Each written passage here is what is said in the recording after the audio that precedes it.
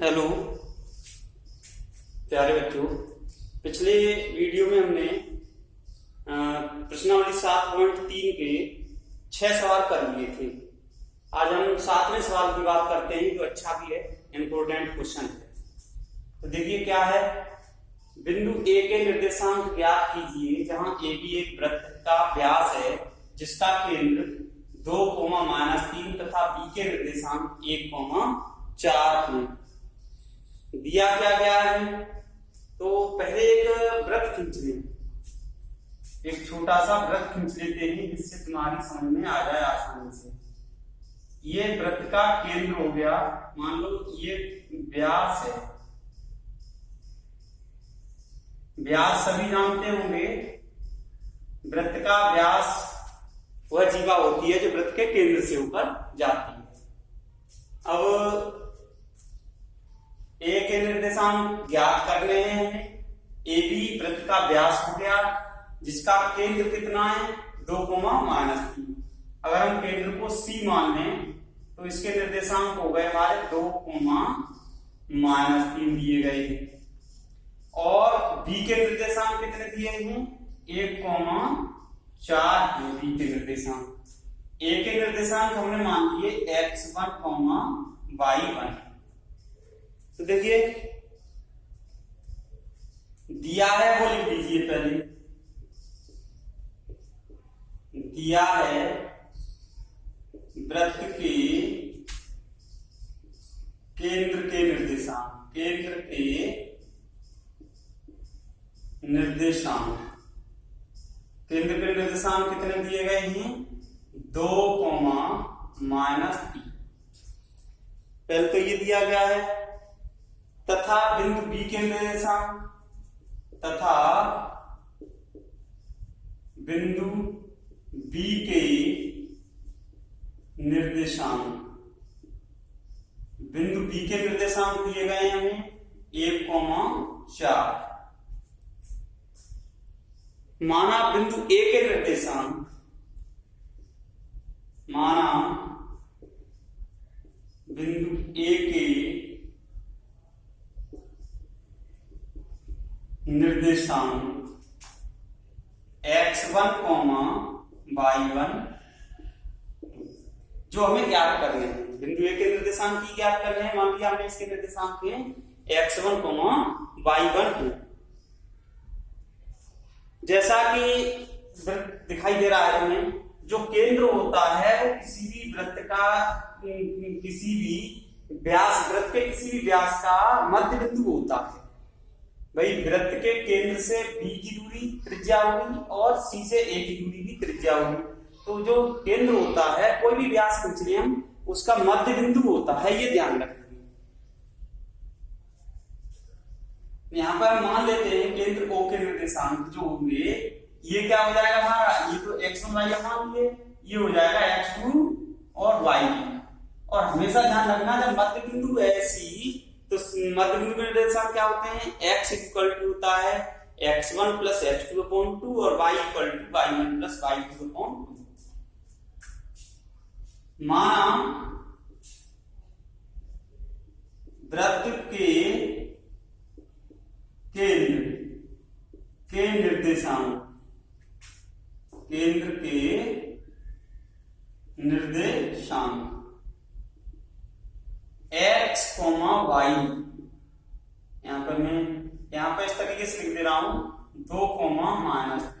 इसका मतलब ये x का मान 2 है और y का मान -3 है। तो तथा A B,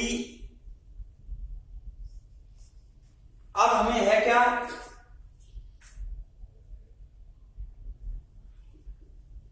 Vyas A B का मध्य बिंदु, मध्य बिंदु क्या है सी है। ए बी का मध्य बिंदु क्या है सी है। तो देखिए अब हम इसको, ये वृत्त सब छोड़ दें, केवल हम ये मान लें कि ए बी एक रेखाखंड है और सी उसका मध्य बिंदु है। तो रेखाखंड के मध्य बिंदु के निर्देशांक क्या होते हैं हमारे, तो मध्य बिंदु के निर्देशांक,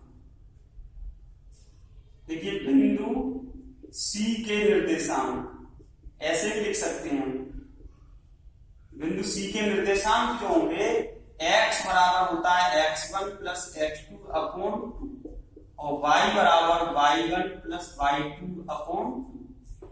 जब हम किसी बिंदु के निर्देशांक को लिखते हैं तो x, y के रूप में लिखते हैं, तो x बराबर क्या हो गया x1 प्लस x2 अपॉन 2 और y बराबर हो गया y1 प्लस y2 अपॉन 2।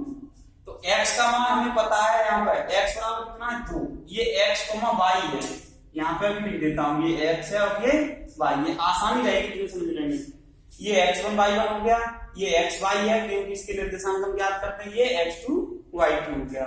अब x का मान कितना है 2, तो 2 बराबर x1 का मान कितना है x1 है, ज्ञात करना है, प्लस x2 का मान है 1 और अपॉन 2।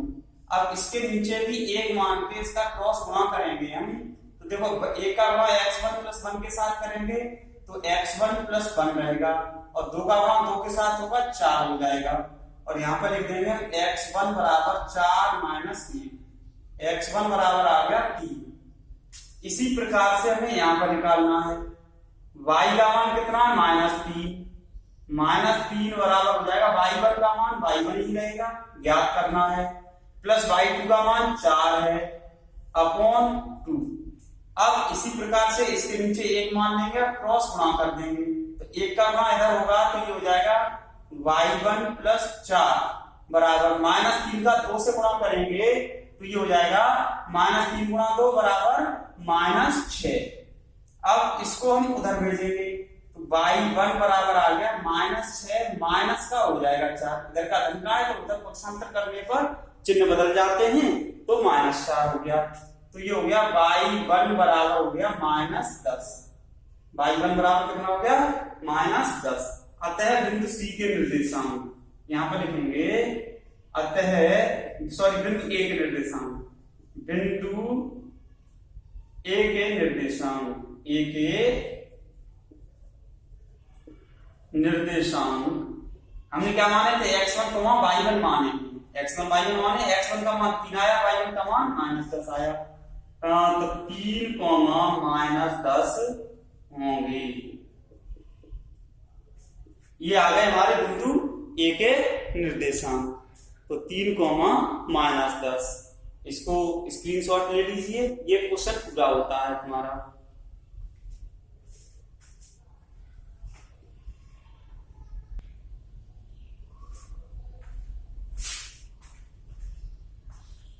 देखिए अगर प्रश्न नंबर 8 इसी एक्सरसाइज का 7.2 का, यदि A तथा B क्रमशः तो -2 और 2 -4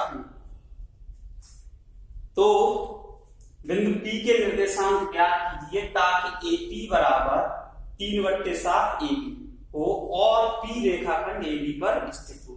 तो सबसे पहले तो ये जो रिलेशन हमें दिया गया है इस रिलेशन का उपयोग करना है और मैं एक रेखाखंड बना रहा हूं यहां पर E, ठीक है, ये A हो गया और ये B हो गया। इस पर मान लिया हमने कोई बिंदु P है,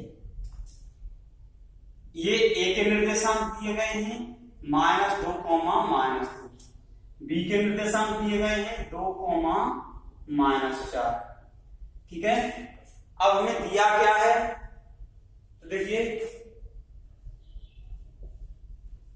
दिया है बिंदु A के निर्देशांक, A के निर्देशांक बराबर -2, -2, ये तो हो गया तुम्हारा x1 और y1, तथा बिंदु B के निर्देशांक बराबर है 2, -4, ये हो गया x2, y2। माना बिंदु P के निर्देशांक मान लेते हैं यहीं पे, माना बिंदु P के निर्देशांक x, y, P इस रेखाखंड AB पर स्थित है, ये प्रश्न में दिया गया है इस पर। अब हमें पुनः दिया है AP बराबर 3/7 AB, ये दिया गया है। हमें अनुपात ज्ञात करना है AP और BP या AP और PB का। तो हमारा इससे अनुपात नहीं निकलेगा, क्योंकि जब तक ये विभाजित नहीं करेगा इसको, बिंदु P के निर्देशांक हम ज्ञात नहीं कर पाएंगे, क्योंकि ये विभाजित कर रहा है। तो हम 7 का गुणा इधर करते हैं, 3 का गुणा इधर रहेगा, ये तो इसका क्रॉस गुणा कर दीजिए, या हम इसको लिख सकते हैं 7AP बराबर 3AB। अब देखो पूरी AB को हम दो भागों में लिख सकते हैं, 7AP बराबर 3। ये AB पूरा रेखाखंड है, तो हम इसको ऐसे भी लिख सकते हैं AP प्लस PB।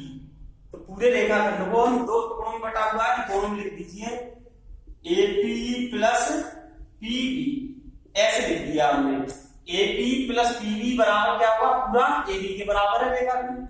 तो अब इस 3 का गुणा कर दीजिए इसमें, 7AP बराबर 3AP प्लस 3PB, ये आ गया। अब इस 3AP को ले आइए इधर, 3AP को ले आइए इधर, तो 7AP माइनस 3AP बराबर 3PB बराबर में है 3PB। अब इसमें से ये हटाइए, कितना बचा, 4AP 3PB। अब देखिए AP का PA का PB से अनुपात चाहिए हमें, तो इसका अनुपात हमें ज्ञात करना है। तो PB को लाएंगे इसके नीचे, 4 को ले जाएंगे इसके नीचे, तो AP अपॉन PB बराबर आ गया 3/4, या AP अनुपात PB बराबर 3/4। जिस चीज की हमें आवश्यकता थी वो आ गया। इसको हम ऐसे लिख सकते हैं, ये M1 अनुपात M2 बराबर 3/4। ये M1 अनुपात M2 आ गया। अब बिंदु P के निर्देशांक हम x, y पहले ही मान चुके हैं। अब विभाजन सूत्र के प्रयोग द्वारा अब क्या लिखेंगे, विभाजन सूत्र के प्रयोग से। क्यों? क्योंकि जो बिंदु P है वो इस रेखाखंड AB को किस अनुपात में डिवाइड कर रहा है, 3/4 के अनुपात में विभाजित कर रहा है। तो ये M1 अनुपात M2 का अनुपात हो गया, X1 Y1 हो गया और X2 Y2 हो गया। तो X बराबर क्या होता है हमारा, M1 X2 plus M2 X1 upon M1 plus M2, comma Y बराबर होता है M1 Y2 plus M2 Y1 upon M1 plus M2। अब इसमें हमें मान लगाने हैं, तो ध्यान से देखिए, मैं यहां पर मान लगा रहा हूं। इसके पहले x का मान निकाल देता हूं, तो देखो x बराबर आ जाएगा, क्योंकि P के निर्देशांक ज्ञात करने हैं हमें, तो P के निर्देशांक x, y माने हैं हमने, तो क्या आ जाएगा, M1 का मान कितना है 3, X2 का मान कितना है 2, तो 3 गुणा 2 प्लस, देखो M1 अनुपात M2 का मतलब 3/4, तो ये M1 का, ये M2 का मान है, ये X1 है, ये Y1, ये X2 है, ये Y2 प्लस M2 कितना है हमारा 4 गुणा X1 का मान है -2, तो यहाँ पे आ जाएगा -2 अपॉन में आ जाएगा 3 + 4। पहले x का ही मान निकाल लेता हूं, तो x बराबर आ गया 6 - 8/7 और ये आ जाएगा -2/7। अब हमें निकालना है y का मान। पुनः y बराबर M1 का मान 3, M1 y2 का मान कितना है हमारा -4 है, तो -4 प्लस M2 का मान 4 और y1 का मान कितना है -2 है, तो -2 अपॉन 3 + 4, तो ये आ गया 4 × 3 = 12 माइनस के और -8/7, तो ये आ गया -20/7। अतः बिंदु P के निर्देशांक क्या होंगे जो हमसे पूछे गए हैं, बिंदु P के निर्देशांक ज्ञात कीजिए। तो तो बिंदु P के निर्देशांक क्या होंगे?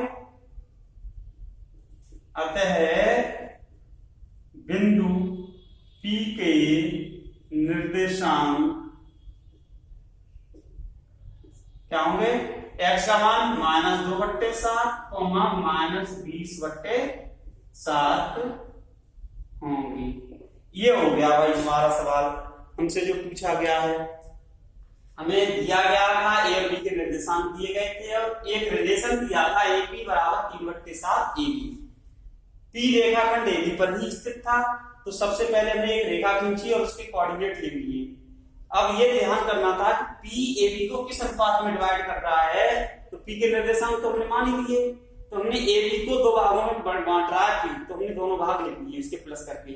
फिर इसके बाद AP और BP का अनुपात ज्ञात कर लिया, ये अनुपात ज्ञात हो गया और विभाजन सूत्र का प्रयोग कर दिया, क्योंकि बिंदु P रेखाखंड AB को विभाजित कर रहा है, तो विभाजन सूत्र के प्रयोग से ही हम इसके निर्देशांक ज्ञात करेंगे। तो इसका स्क्रीनशॉट ले लीजिए।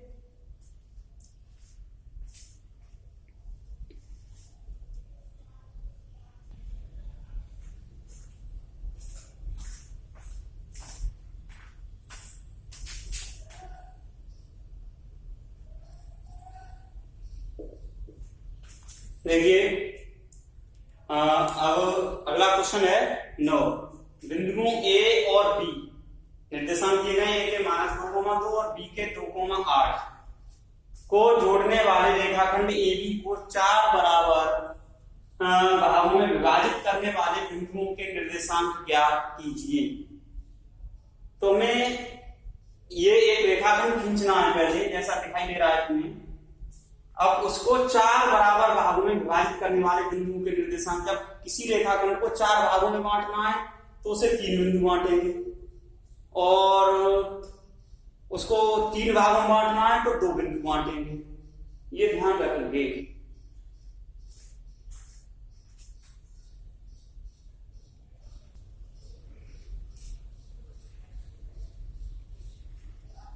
तो देखिए मैं यहां लिख रहा हूं, माना रेखाखंड AB को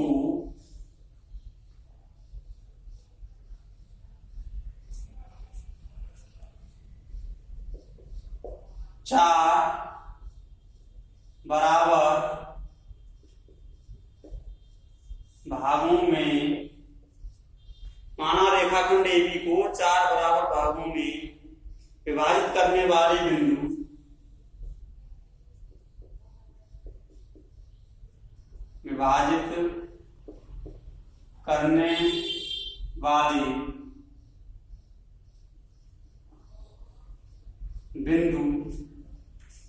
P, Q, R, P, Q और R है।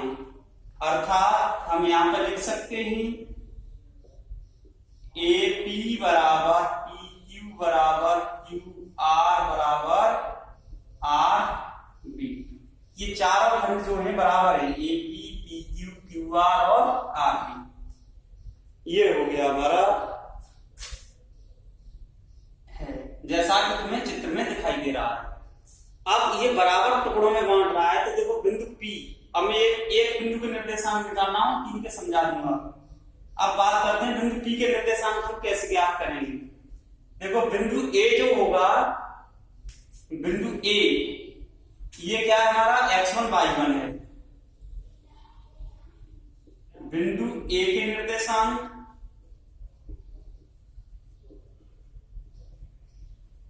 बिंदु A के निर्देशांक हैं 2 -2, तो ये तो है x1 और y1, ठीक है।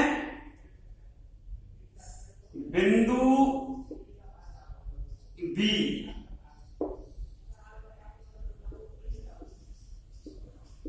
बिंदु B के निर्देशांक हैं 2, 8। ये क्या है हमारा x2 है और ये y2 है। एक एक पॉइंट को समझ के चलेंगे। अब बिंदु P रेखाखंड AB को ध्यान से देखना, मैं लिख रहा हूं और बताऊंगा अभी। बिंदु P रेखाखंड AB को, अब P है, इनको भूल जाओ, ये कोई बिंदु है हमारे, केवल P की बात करते हैं, केवल P की। अब रेखाखंड AB को किस अनुपात में डिवाइड करना है? देखो P के एक तरफ तो है एक भाग, और इधर कितने, 1 2 3 भाग, भाई 4 बराबर भागों में डिवाइड कर रहा है, तो P उस स्थान पर है कि A से तो 1 भाग की दूरी पर है और B से 3 भाग की दूरी पर है। तो बिंदु P रेखाखंड AB को किस अनुपात में डिवाइड करेगा? 1:3 के अनुपात में विभाजित करता है, में विभाजित करता है। अब ये 1:3 क्या हो गया हमारा? ये हो गया M1:M2, या हम यहां पर लिख दें, अतः M1:M2 बराबर हो गया 1:3। ये केवल बिंदु P के लिए बता रहा हूं मैं, तो बिंदु P के निर्देशांक बता देता हूं हम यहां पे। अतः बिंदु P के निर्देशांक, अतः बिंदु P के निर्देशांक विभाजन सूत्र से, देखो मैं अब x बराबर y बराबर नहीं लिख रहा हूं, डायरेक्ट लिख रहा हूं। क्या होता है? M1x2 plus M2x1 upon M1 plus M2, comma M1/2 plus M2/1 upon M1 plus M2, ये आ जाएगा। अब M1 का मान कितना है? 1, M1 का मान है 1 गुणा x2 का मान कितना है हमारा? यहां पर देखो 2, प्लस M2 का मान है 3, x1 का मान है -2 बटे 1 प्लस 3। ऐसे ही M1 का मान है 1/2 का मान है 8, M2 का मान है 3 और y1 का मान है 2 बटे 1 प्लस 3, ये आ गया। और ये आ गया हमारा 2 - 6 बटे 4, कोमा 8 प्लस 6 बटे 4, और ये आ जाएगा 2 - 6 का मतलब हो गया -4 बटे 4, कोमा 8 और 6 14 बटे 4, ये आ गया। तो इसको इससे ये -1 बार काट देगा और ये कट जाएगा 2 से 7 बार और 2 बार। ये आ गए बिंदु P के निर्देशांक। अतः बिंदु P के निर्देशांक विभाजन सूत्र से। तो ये तो हो गया एक बिंदु P के निर्देशांक ज्ञात कर लिए हमने। अब इसी प्रकार से हमें Q के निर्देशांक ज्ञात करने हैं। तो जो Q बिंदु होगा वो इसको 2:2 के अनुपात में विभाजित करेगा। यानी हम ऐसे भी ज्ञात कर सकते हैं कि बिंदु Q AB का मध्य बिंदु होगा। तो मध्य बिंदु होगा तो हम सीधे सीधे ज्ञात कर सकते हैं। ये ध्यान रखना, अपने आप करने हैं, अब ये मैं बता दे रहा हूं। ऐसे ही जो बिंदु R है, बिंदु R, इस रेखाखंड AB को, अब देखो R से A की तरफ कितने भाग हो गए? 3, और R से B की तरफ कितने भाग है? 1। तो ये 3:1 के अनुपात में विभाजित करेगा। बिंदु R किस अनुपात में विभाजित करेगा? इसको 3:1 में, और Q 2:2 में। तो 2:2 का मतलब है कि Q मध्य बिंदु होगा। तो जैसे x1 और y1 और x2 और y2 ये तो बदलने हैं नहीं हमारे, x1 y1 नहीं बदलेगा, x2 y2 नहीं बदलेगा। क्या बदलेगा? केवल बदलना है अनुपात। तो P के लिए तो अनुपात 1:3 था, इसी प्रकार से Q के लिए अनुपात हो जाएगा 2:2, क्योंकि 2 भाग इधर है और 2 भाग इधर है। तो Q तो मध्य बिंदु भी कर सकते हो, तो मध्य बिंदु के निर्देशांक आ जाएंगे। अब बिंदु R के जो निर्देशांक, R के लिए जो अनुपात होगा वो क्या होगा? 3 भाग इधर है और 1 भाग इधर है, तो 3:1 हो जाएगा। तो हम Q के और R के निर्देशांक अपने आप ज्ञात करने हैं, मैंने बता दिया, इसको सुनने बार बार। अनुपात क्यू किस अनुपात विभाजित कर रहा है, 2:2 में। आर किस अनुपात में विभाजित कर रहा है, 3:1 में। x1 y1 और x2 y2 बदलेंगे नहीं, केवल अनुपात बदलेंगे, तो मैंने बता दिए। इसी प्रकार से यहां पर मैं लिख दे रहा हूं, इसी प्रकार Q तथा R के निर्देशांक ज्ञात कीजिए, ज्ञात कीजिए। इसका स्क्रीनशॉट ले लीजिए।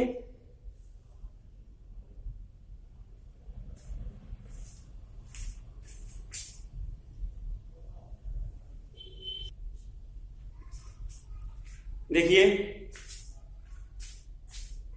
माना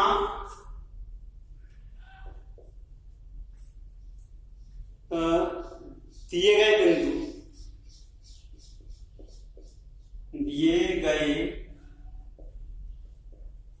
बिंदु ए 3,0, बी 4,5, सी -1,4 और डी -2,-1।